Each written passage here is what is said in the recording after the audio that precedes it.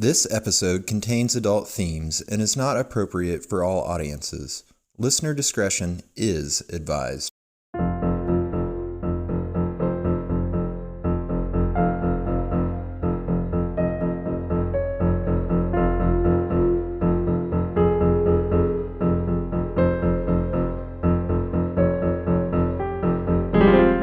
Hello, the world.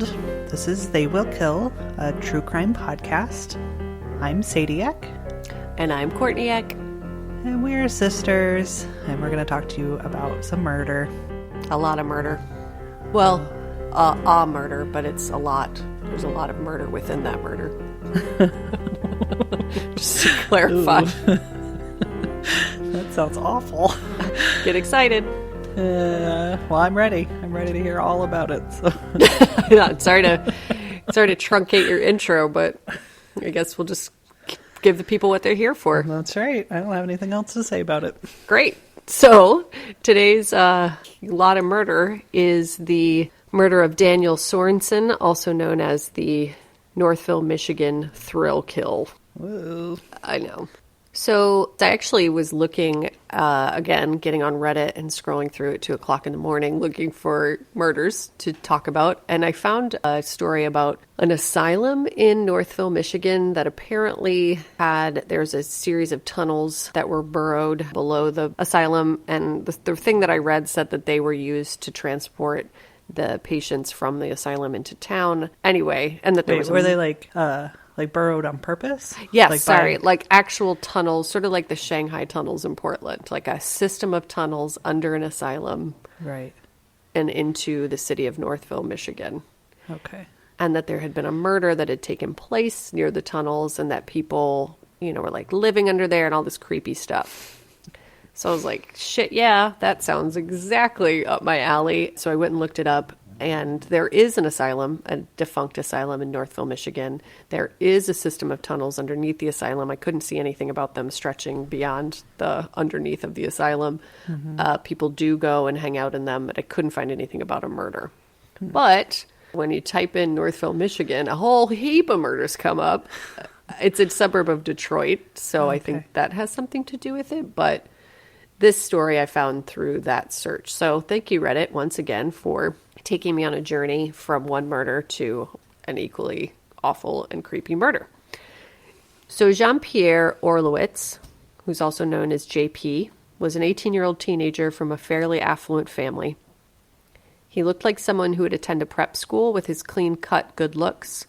His friends said he was very mature for his age and described him as very friendly. I will say that I got a lot of my information for this story from the ID show Broken Trust episode Suburban Nightmare, and also Killer Instinct with Chris Hansen, and the episode was called Deadly Thrill.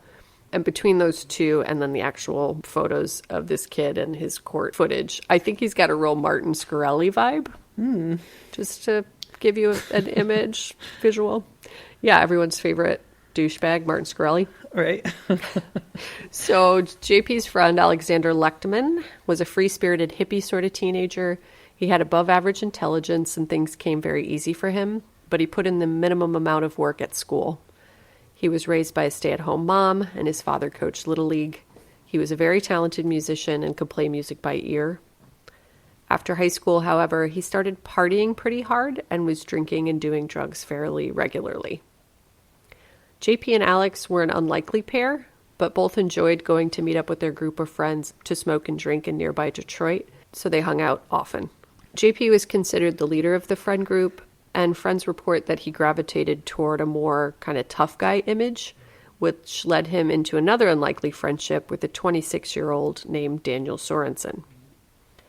Dan was a large man, which won him the nickname Bear, and he was not from a wealthy family, hadn't gone to college, and didn't even have a job at the time they became friends. He was described as a sort of gangster type who hung out in a rough crowd, had tattoos, and carried a gun. He came across as intimidating and protected the group from unwanted outsiders. People closest to him said he was an absolute sweetheart and would help anyone at any time. So we all know this guy. We went to high school with him. He's a big, kind of doofy guy, tries to be super tough and is big and intimidating. So, comes across as such, but is really just a kind of goofball sweetheart. JP had an unusual drive to make money for someone his age. He was very driven by the idea of making money. He wasn't interested in sports or other teenage activities, and he was immediately drawn to Dan's mob-style connections and access to profitable but illegal resources.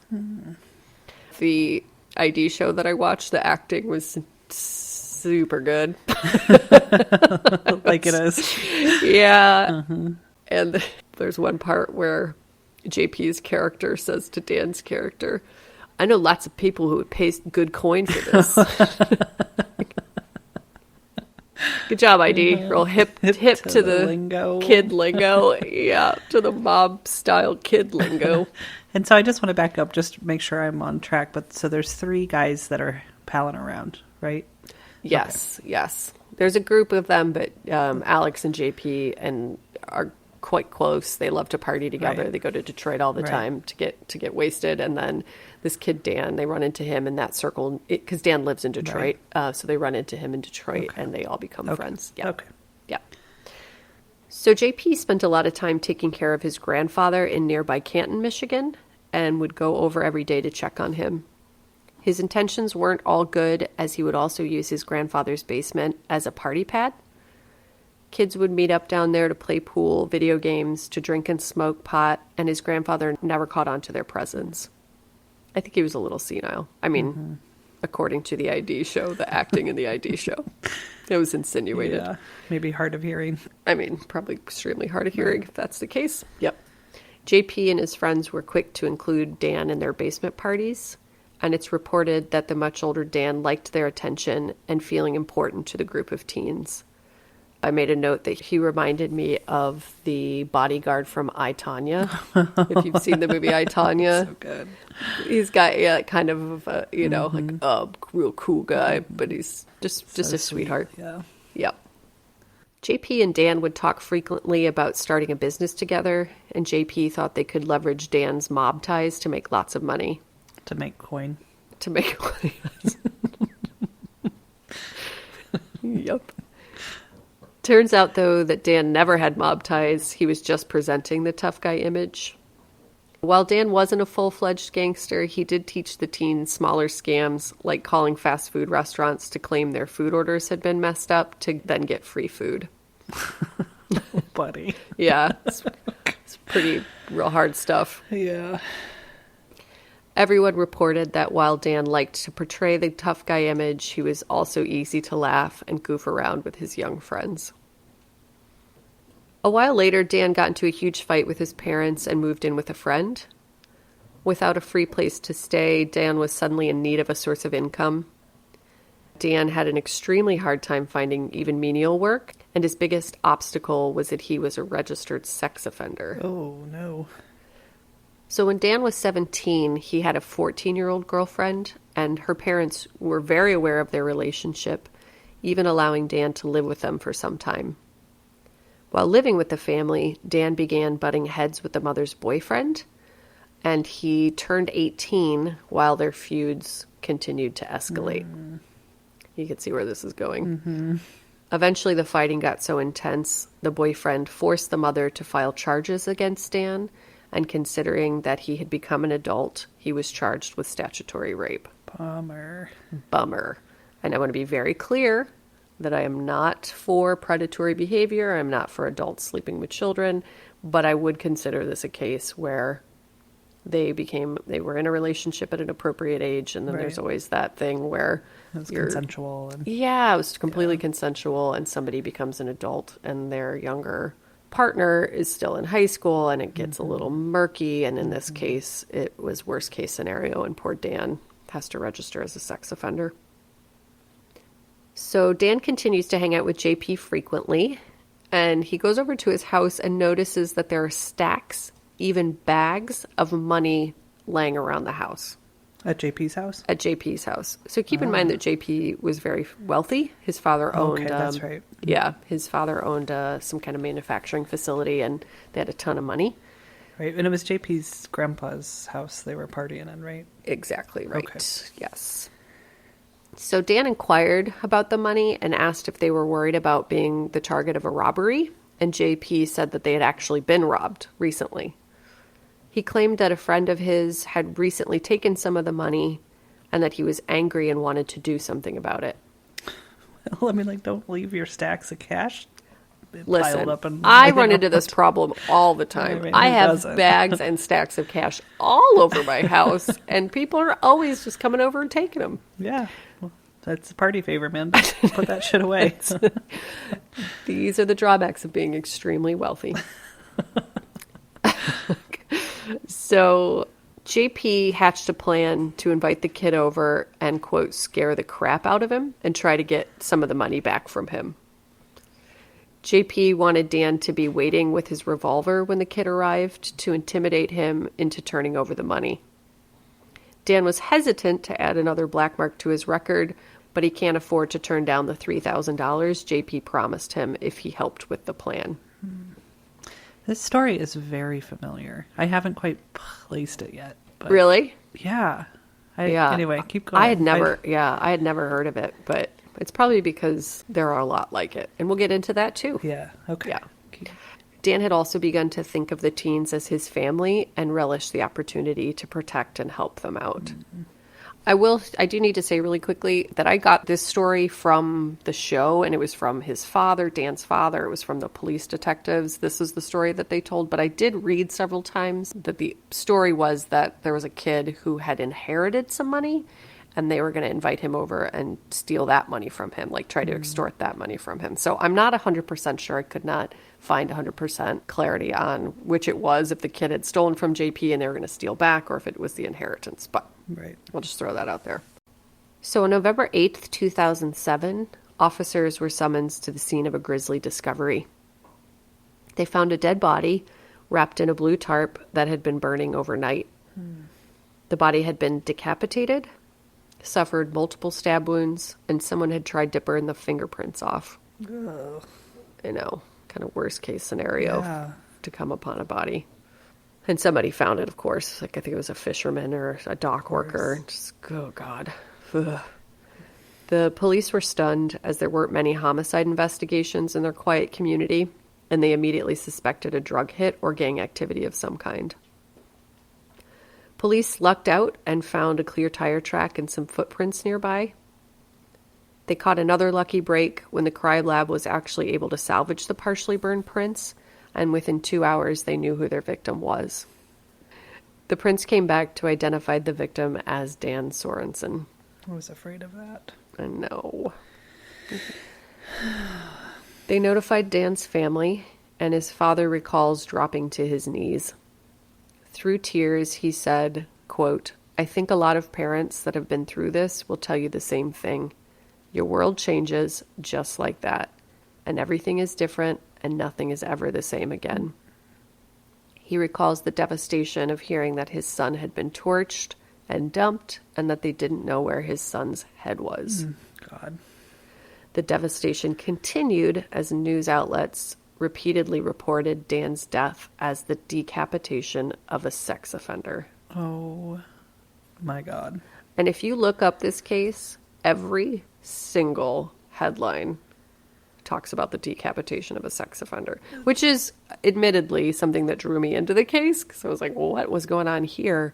But it's, you know, they took this part of his past and just blew it up in the headlines. That's disgusting. It's disgusting. It's really sad. So a friend of Dan's told police that she'd seen him with a borrowed phone as he couldn't afford his own at the time, and luckily she'd stored the phone number in her phone.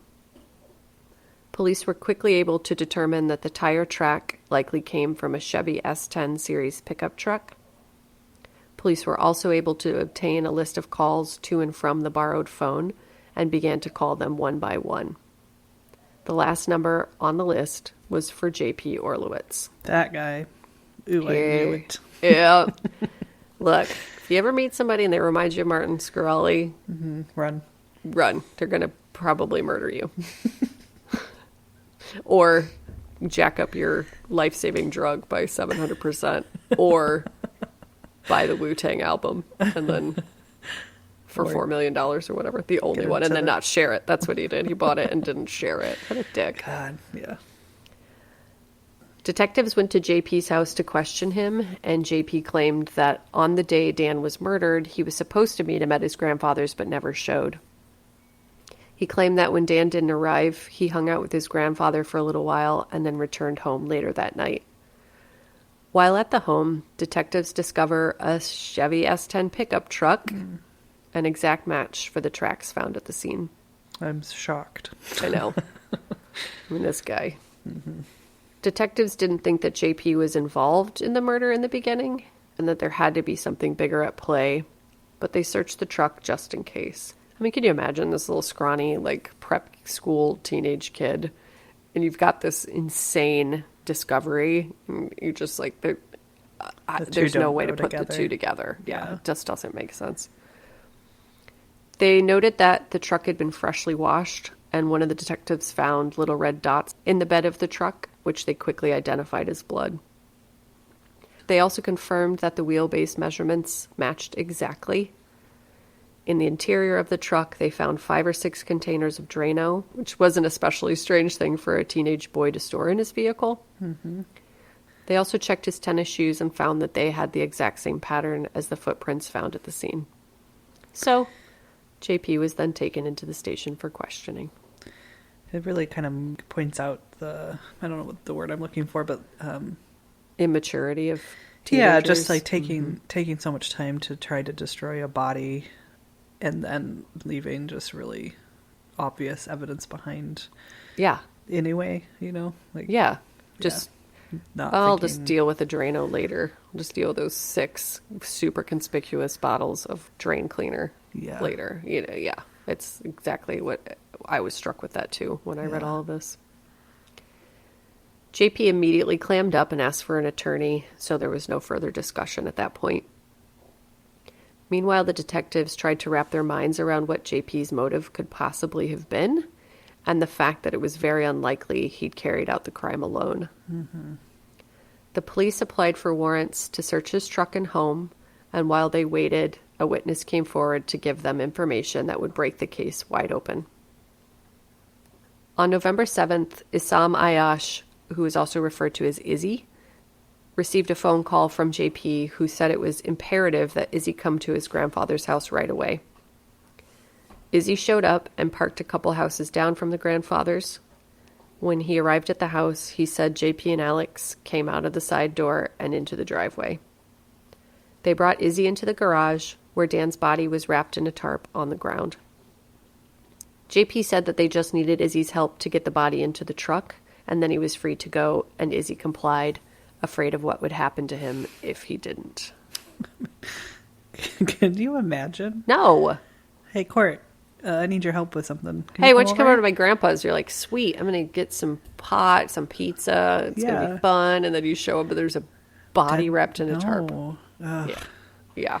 And I don't blame him at all. I wouldn't. I mean, what do? Like, you help them. Yeah. Otherwise, you're going to be probably next.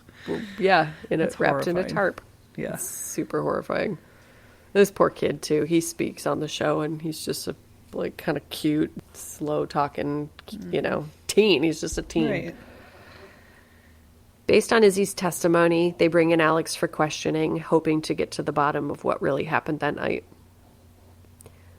Alex claims that JP set up the fake extortion plan to lure Dan into his grandfather's to kill him. No.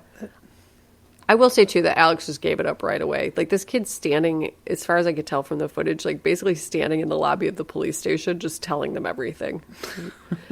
And he's just kind of a goofy, he really is just a goofy hippie kid, and he's sort of even, like, acting it out a little bit. Yeah. And not in a creepy way, just, like, in a teenage way. It's the craziest thing to watch.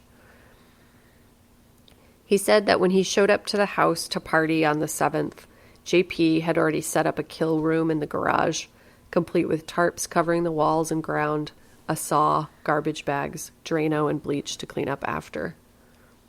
Alex claimed that he was petrified, but went along with his friend's plan. Alex said that Dan arrived at 4:30 p.m., and JP lured him into the garage.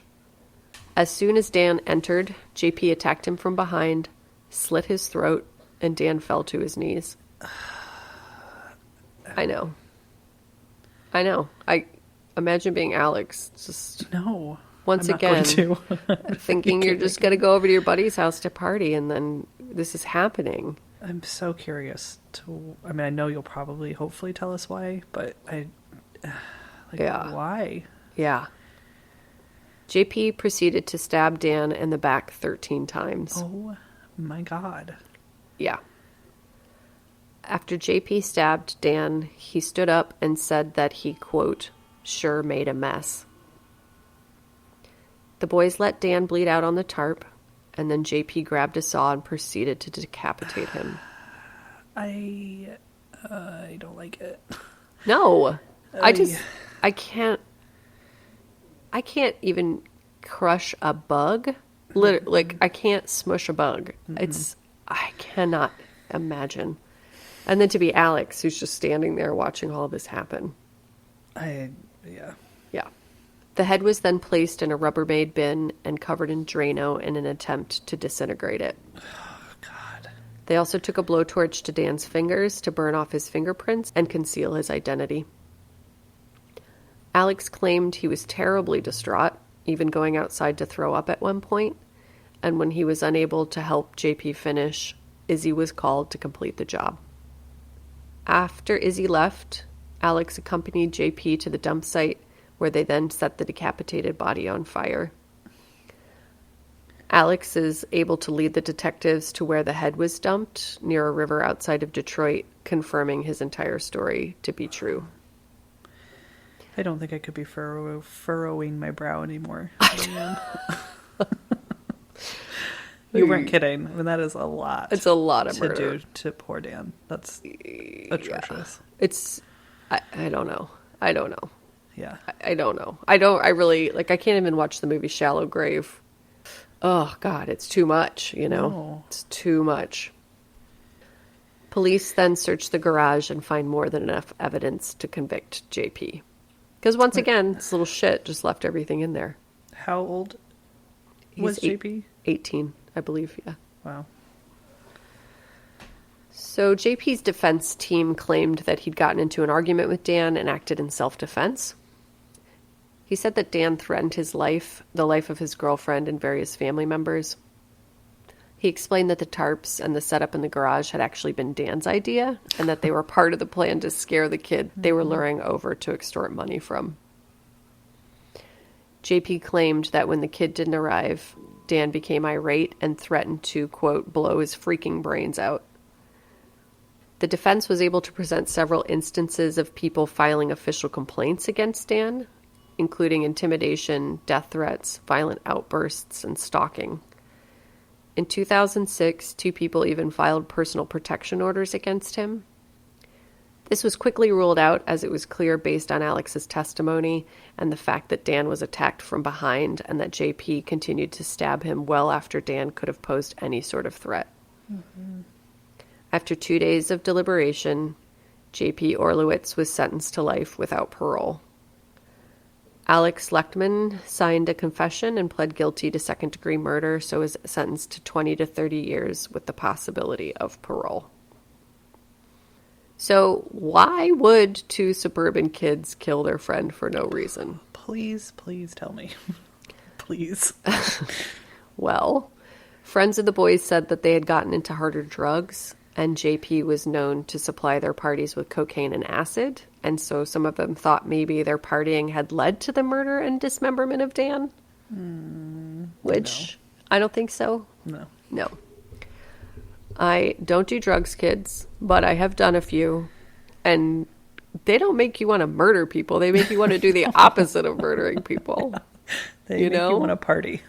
Yeah. I've never or done go to sleep. Like PCP or something, maybe, or bath salts. I've never taken a drink of bath. I don't even know how you do bath salts. Snorted them, drunk. Did you say take a drink? Take a drink of them? I don't know. I don't know what you do with them. I'm pretty sure you don't drink them, but I could be wrong. I don't take a bath in them, soak in them. Anyway, yeah, I don't. I know drugs make people do crazy things. Obviously, that's very apparent, but not. And maybe not like create a kill room, and there's so much premeditation. Premeditation. Yeah. Exactly. It's not like these kids were hanging out and were doing drugs and they got in an argument and then one of them stabbed the other one and, Right. you That know, would got make out of more control. sense. Absolutely. Yeah, but acid doesn't make you like want to hang tarps on the walls. God, no. Again, I've never done acid, but I think it makes you want to do the opposite. Right. That would like really bum out your trip from what I've heard. Yeah. So classmates testified that JP had a, quote, dark alter ego and would, quote, brainstorm various criminal activities at school. His peers said that he'd openly spoken about wanting to kill someone and that he would know how to cover his tracks really well. JP schoolmate Alex Mullins testified that on November 6th, he helped JP put tarps up on the windows of his grandfather's garage and across the floor.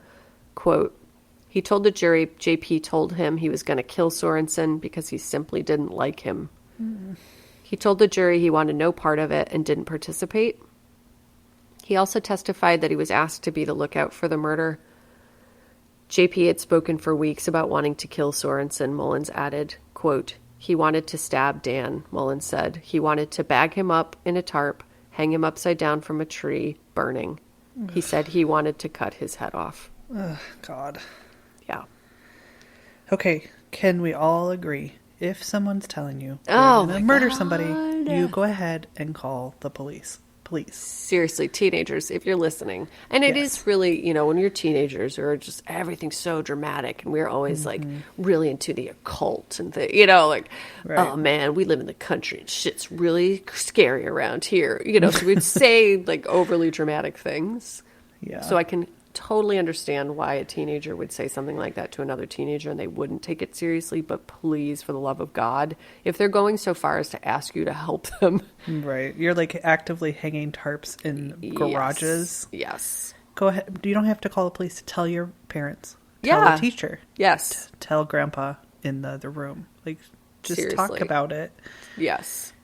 Find anyone who can help you. Yeah. Even if you think it's just for an extortion plot or a burglary, that's plenty of reason to get the police involved because you know what happens when people extort money? Somebody gets hurt and somebody dies, even if it's not a premeditated thing. So, yeah, I totally agree with you. Prosecutors paraded several witnesses in front of the jury who claimed JP had said that he wanted to kill someone and that he owned a gun. JP denied the claims, including one man's testimony that he watched JP take out the gun, put one bullet in the chamber, and play Russian roulette. That's not normal behavior. No. To this day, JP hasn't said a single word about what motivated him to kill Dan that day. Wow. I'm surprised by that. Well, Especially with his age. You'd think that part of this would be to, brag about it or... yeah. Yeah. Well, and then to watch the court testimony of this kid, he is playing an innocent role. You know, he's not playing a creepy killer role or relishing in it like you see some, you know, like school shooter kids who just love this, like, oh, I'm crazy. He's really trying to play this innocent kid. So most of the sources that I read listed this as a thrill kill.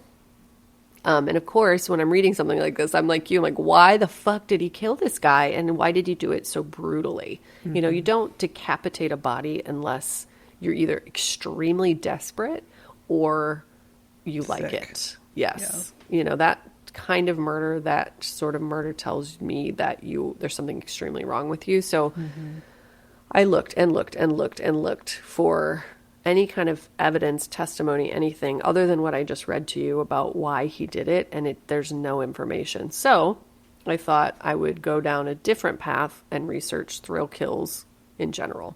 Because everybody listed this as a thrill kill. All the newspaper headlines said thrill kill. So I just Googled thrill kill. And before we do that real quick, I'm just Yeah. also thinking that if he is a sociopath, say... That's safe. That's safe to say. He's playing the long con, hoping he'll get away with this so he can do it again, right? Right. Yes. Yeah. That is it. And actually, I'm glad you brought that up. There was another case that I read about on Reddit, and they were like, there's no way this kid's going to get away with it because he dismembered the body. But there was a previous case of somebody, I can't remember what his name was, but he killed somebody, just chopped the body up, and did get away with the self-defense plea.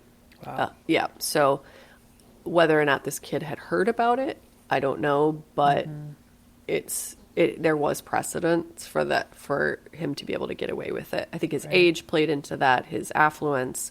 There's lots of things who would make him think, as a sociopath, like, this is something I could get away with. So, yes, that's a very good point.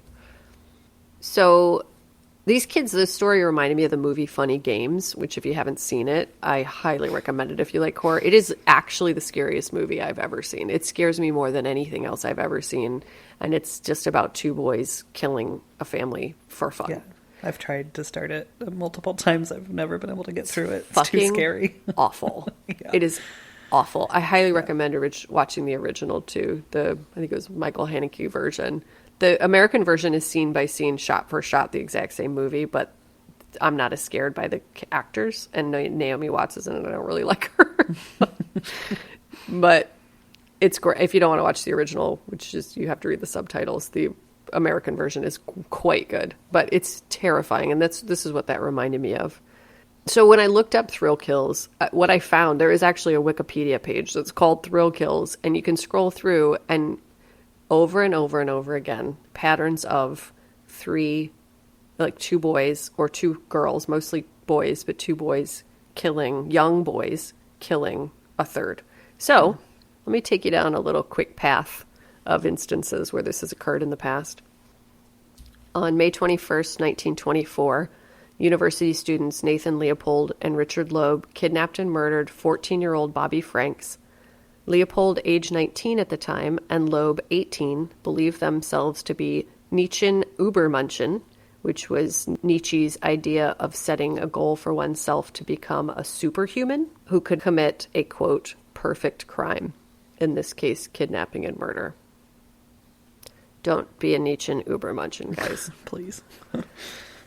On September 8th, 1988, 20-year-old bank clerk Janine Balding was abducted from a railway station at Sutherland, New South Wales, Australia, by 5 homeless youths with extensive criminal records and driven to nearby, excuse me while I pronounce this, Minchinbury, where she was repeatedly raped by 3 of the male offenders before being bludgeoned, hog-tied, and drowned in a dam.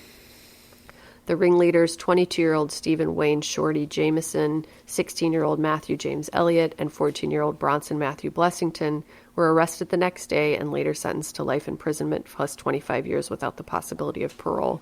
Yeah. Blessington and Elliott are the youngest offenders to receive this sentence in Australian history. Right. On February 12th, 1993, 2 10-year-old boys, everybody knows this story, but 2 10-year-old boys, Robert Thompson and John Venables, abducted and murdered toddler James Bulger in Liverpool, England. Thompson and Venables did not know the child but wished to kill someone. They were imprisoned for 8 years. On April 19th, 1997, New Jersey teens Thomas Koskovich and Jason Vreeland ordered a pizza and ambushed the 2 men who delivered it, Giorgio Galliara and Jeremy Giordano, before going bowling. Koskovich and Vreeland told police they wanted to experience what it was like to commit murder.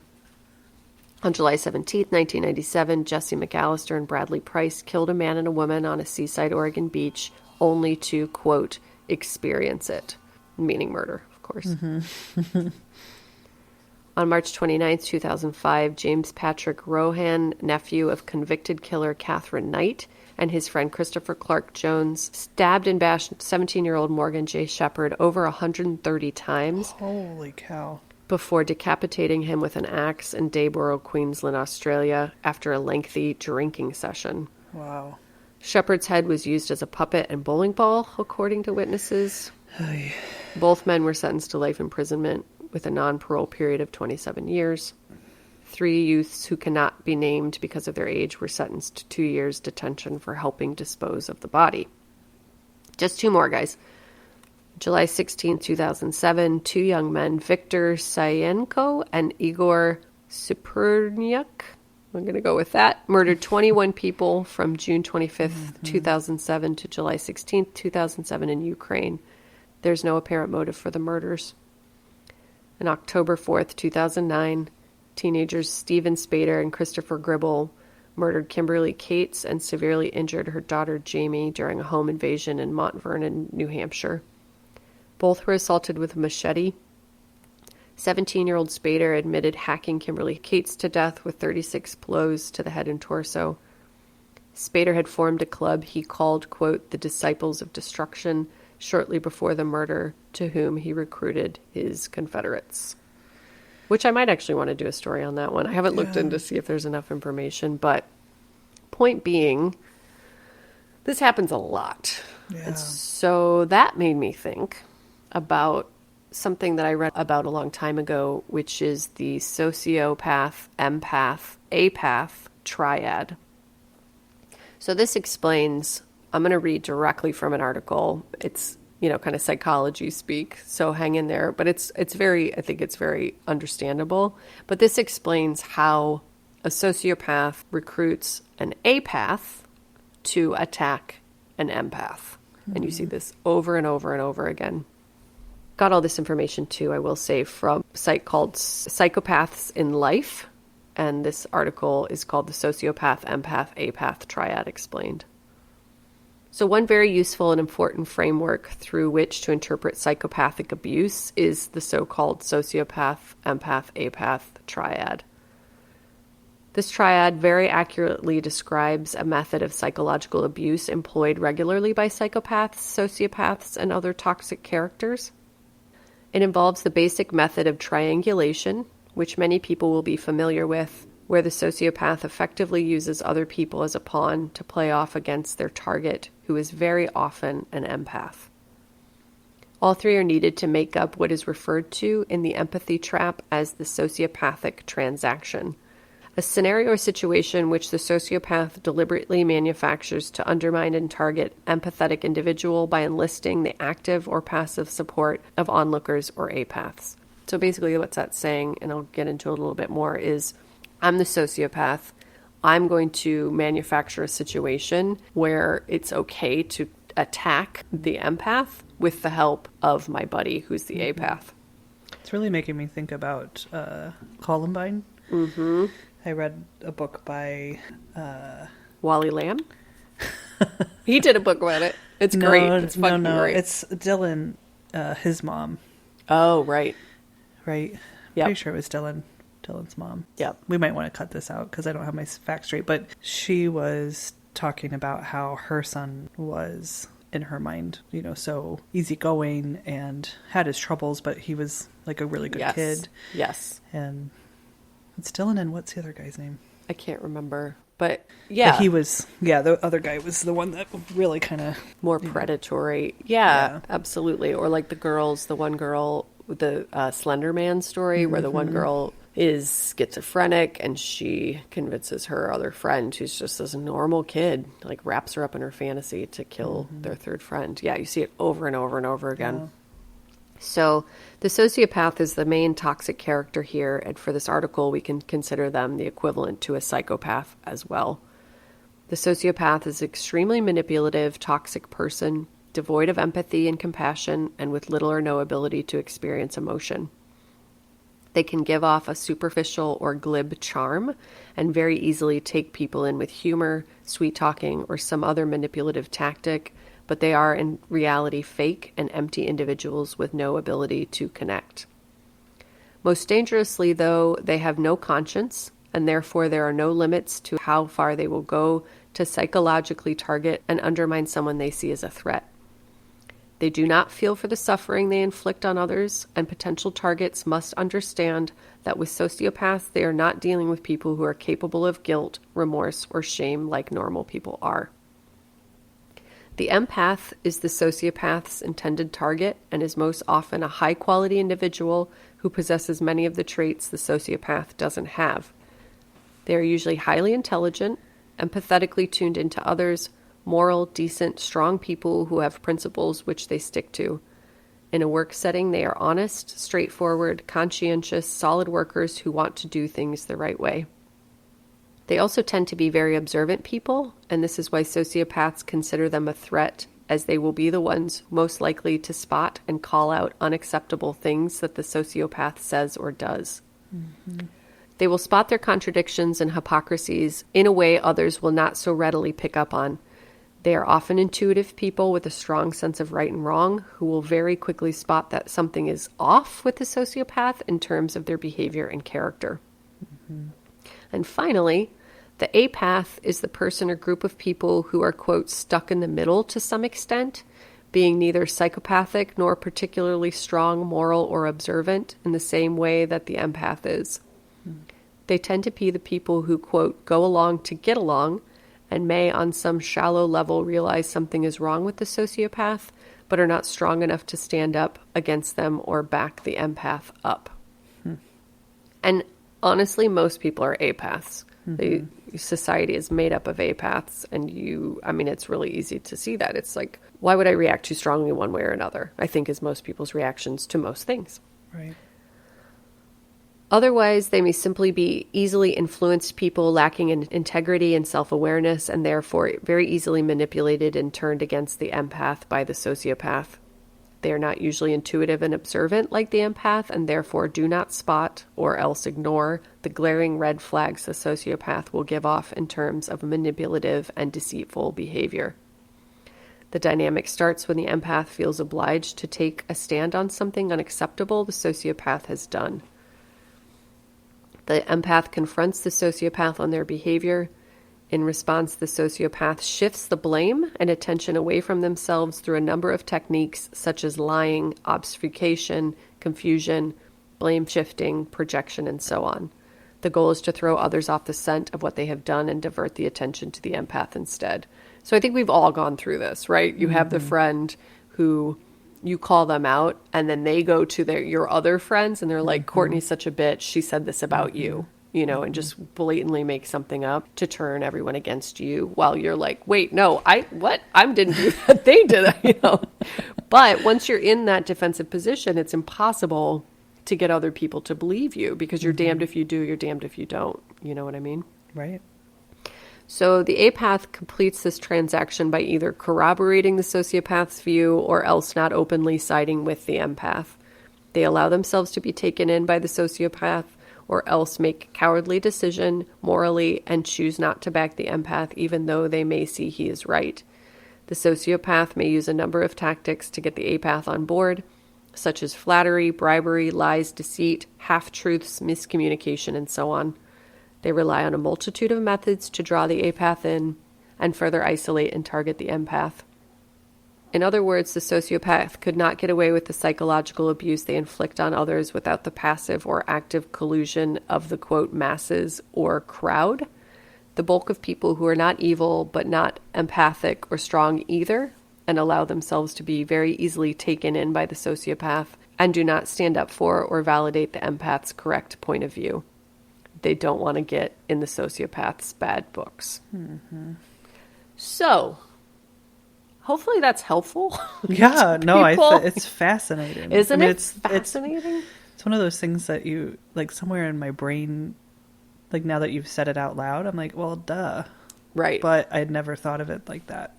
Yes. It also makes sense why it happens. It seems to happen a lot with teenagers. Yes. Right? Because they don't have the brain like material in their head. They're still forming their brains. Right, yeah. And they don't understand how social interactions should work or what's healthy and what isn't. And Absolutely. so it would be really easy for young sociopaths to get their apath friends to do shit that they would never do as adults. Absolutely. Like, I think a lot of that is learned, empathy and standing up for yourself, self-esteem, I guess. Absolutely. And weirdly, when we lived in Portland, Sadie and I came in contact with 3 sociopaths. And not just like, oh, they're crazy, they're sociopaths, but 3 actual sociopaths, 2 of which tried to ruin my life and 1 who tried to ruin our best friend's life. And until you've come in contact with somebody like that and been through something, you would never be aware of what's going on. You have no idea that something is happening to you because they're so good at it.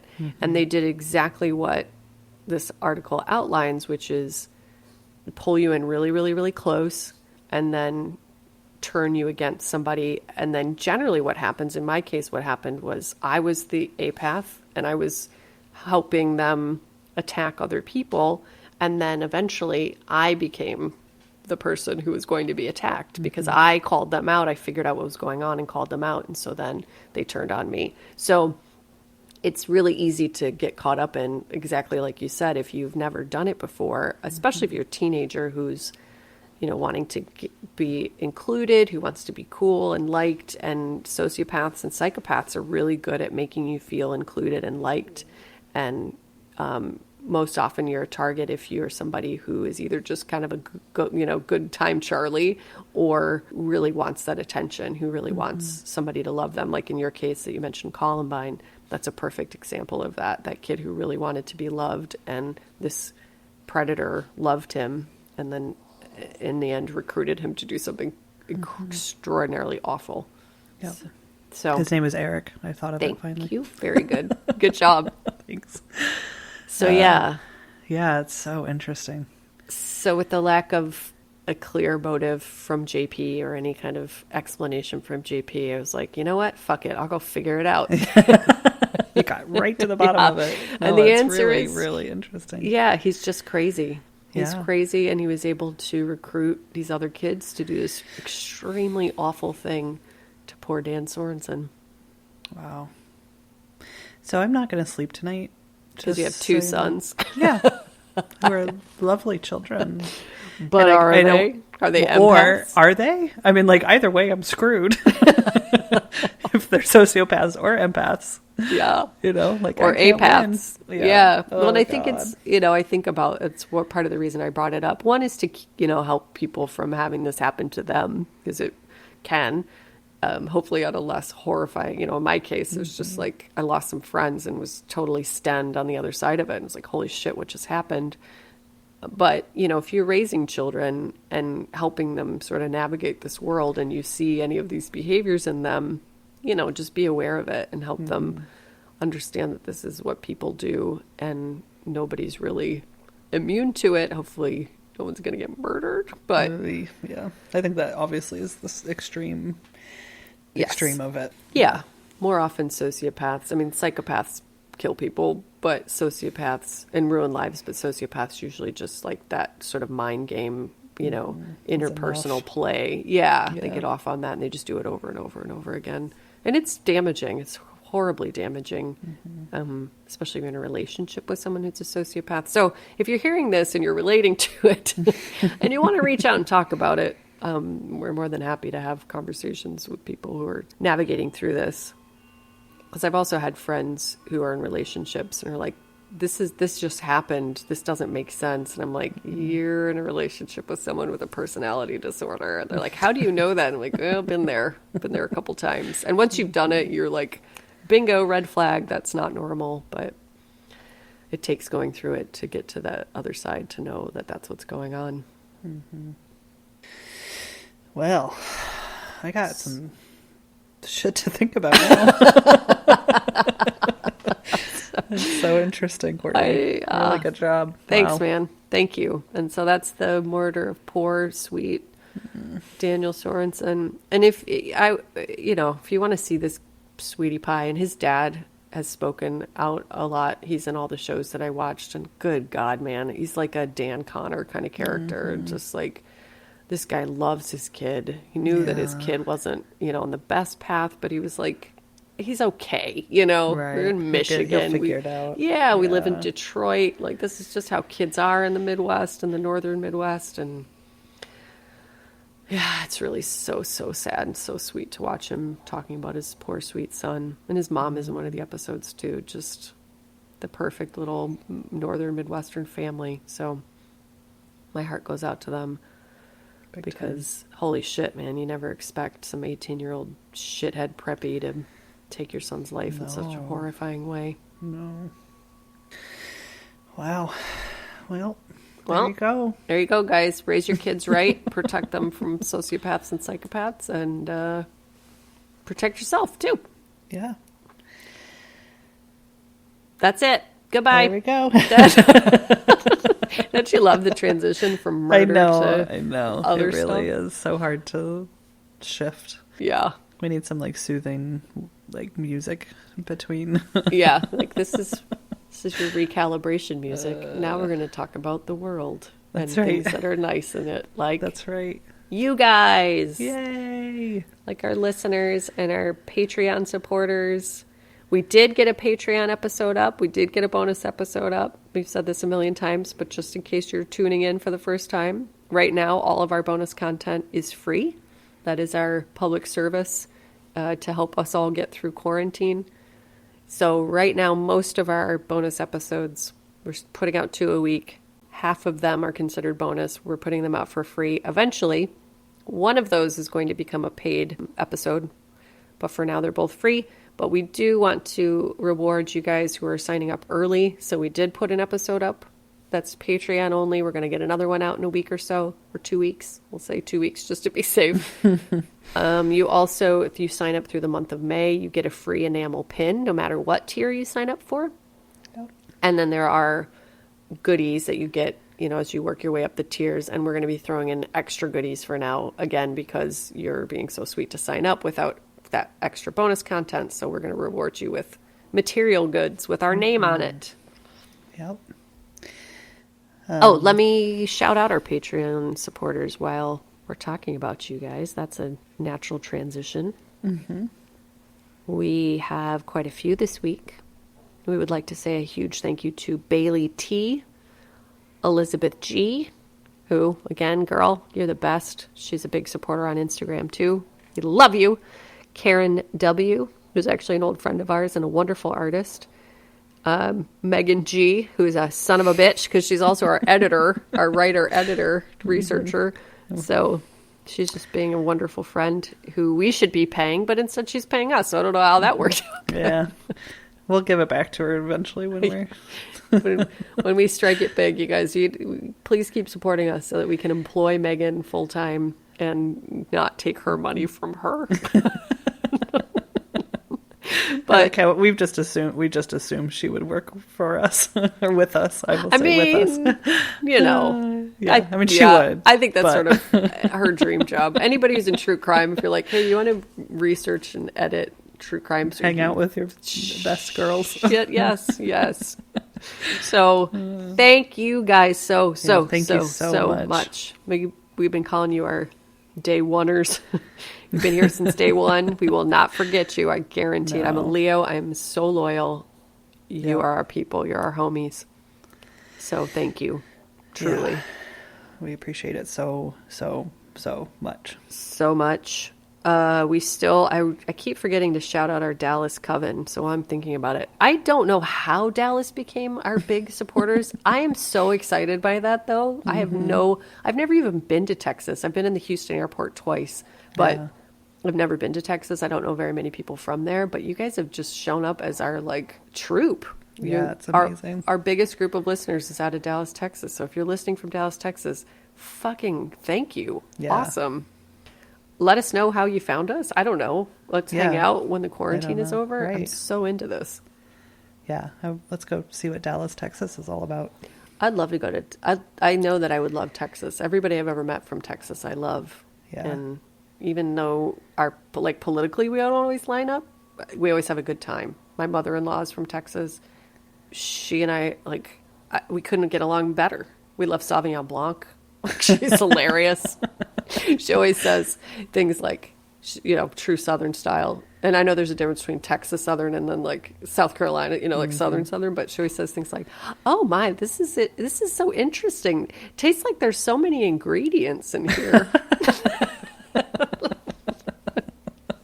That's adorable. It's adorable. So anyway, I love you, Texas. Thank you. Thank you for listening. What else? I don't know. What other businesses? Let me see. I've been writing things down so I don't forget them. So smart, because I'm sure I had things to talk about, and right now... I know. That's it. I think that's it, weirdly. Masks are going out. I got a big old heap in order. I put them up on Instagram, open it back up when I'm done sending out the previous order. If you didn't get them, let me know, because the first few that I sent out, I don't know if I put quite enough postage. I have confirmed that I have been putting proper postage since then, but if you haven't gotten them, let me know.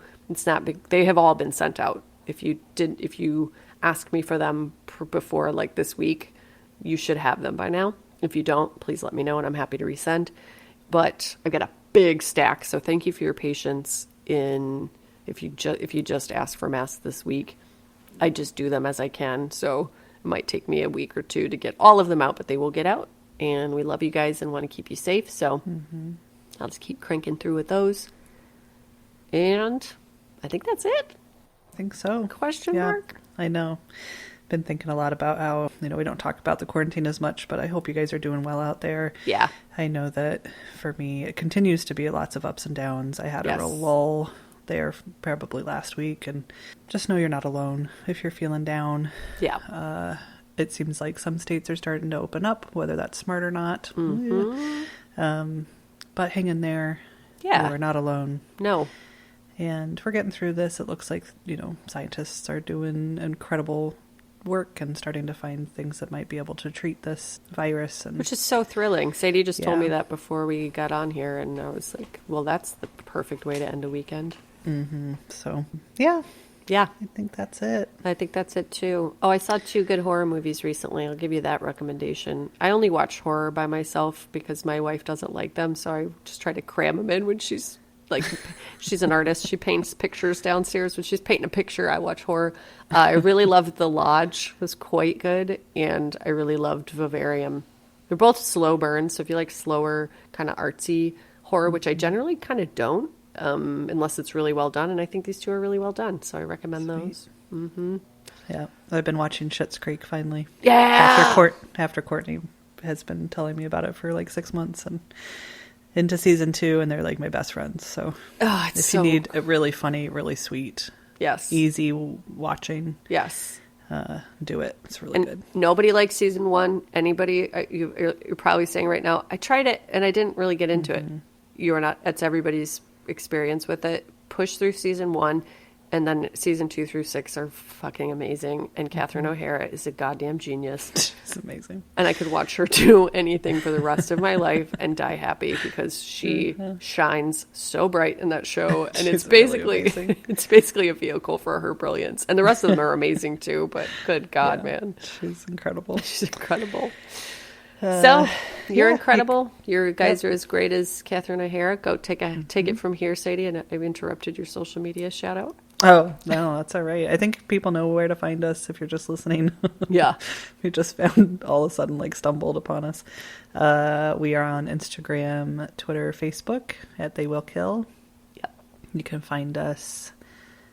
Email us at they will kill podcast at gmail.com.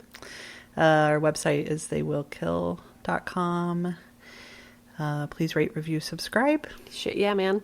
And thank you, A.J. Bergantz, for our music, our wonderful music. If you're just tuning in, I'm suing him for a fake We don't know why. reason. But eventually we'll drop this joke at the end. But not yet.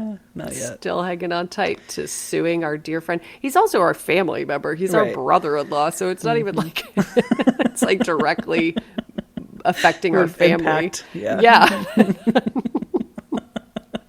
Anyway, thank you, We AJ. love you. We love you guys so much. And his sweet wife, Sandra, who's texting me the other day, I'm kind of into this lawsuit.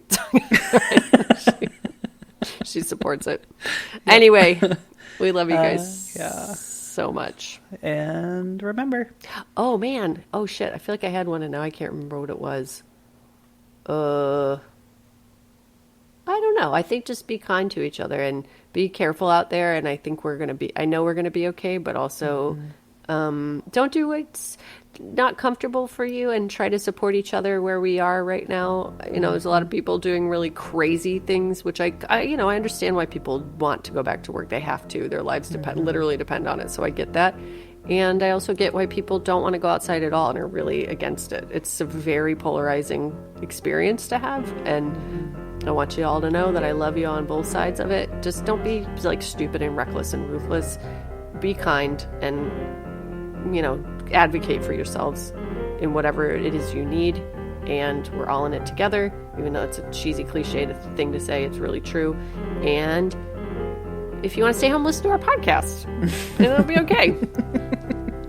There you go. There you go. Love you guys. Yep. Goodbye. Goodbye.